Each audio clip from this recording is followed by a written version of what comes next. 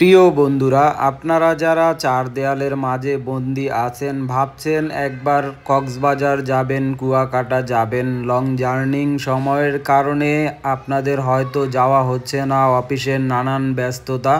তো আপনারা কিন্তু এই জায়গাটা ঘুরে আসতে পারেন। আর এখানে আসলে আপনাদের মনটা যতই খারাপ থাকুক না কেন, এক নিমেষেই ভালো হয়ে যাবে। আর এটা কিন্তু খুব নিরিবিলি সুন্দর একটা পরিবেশ। এখানে কিন্তু অনেক মানুষ আসে, আর এখানে কিন্তু আপনারা গুলিস্তান থেকে ডাইরেক্ট বাসে চলে আসতে পারবেন।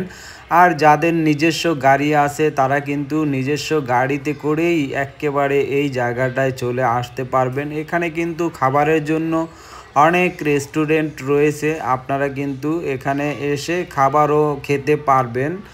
তো আপনারা আর অন্য কোনো চিন্তা ভাবনা না করে আপনারা কিন্তু সরাসরি এই জায়গাটায় চলে আসতে পারেন। আর এটা হচ্ছে মইনুট ঘাট, জয়পাড়া, দোহার। তো আপনারা কিন্তু এই জায়গাটায় আসলে আপনাদের খুবই ভালো লাগবে। যারা ইতিমধ্যে এই জায়গাটায় আসেন নাই তারাও কিন্তু এই জায়গাটায় আসতে পারেন। আর এখানে কিন্তু সকালে আসলে আপনারা কিন্তু মাছ, অনেক মাছ পেয়ে যাবেন, যেই মাছ বাংলাদেশের সবচাইতে বেশি সুস্বাদু পদ্মার ইলিশ বলে যেটাকে, সেই পদ্মার ইলিশ। শুধু ইলিশ না, ইলিশের সাথে আরও অন্য মাছও কিন্তু আপনারা পেয়ে যাবেন। আর এখান থেকে কিন্তু একটু কম মূল্যে আর তাজা, একদম তরতাজা মাছ আপনারা কিন্তু নিয়ে যেতে পারবেন। বাজারটা কিন্তু সকালে বসে, তো সারাদিনই কিন্তু এখানে বিভিন্ন জায়গা থেকে লোক আসতে থাকে।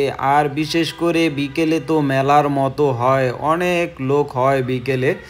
তো আমরা যেই সময়টা এখানে আসছি আর কি, সেটা ছিল একেবারে দুপুরবেলা। তো দুপুরবেলা আপনার রোদটাও ছিল অনেক প্রচুর, কি সেই জন্যে একটু লোকজন কম। তো আপনারা কিন্তু এখানে এসে ঘুরে যাবেন, খুবই ভালো লাগবে। আর এখনকার মতো বিদায় নিচ্ছি, আল্লাহ হাফেজ।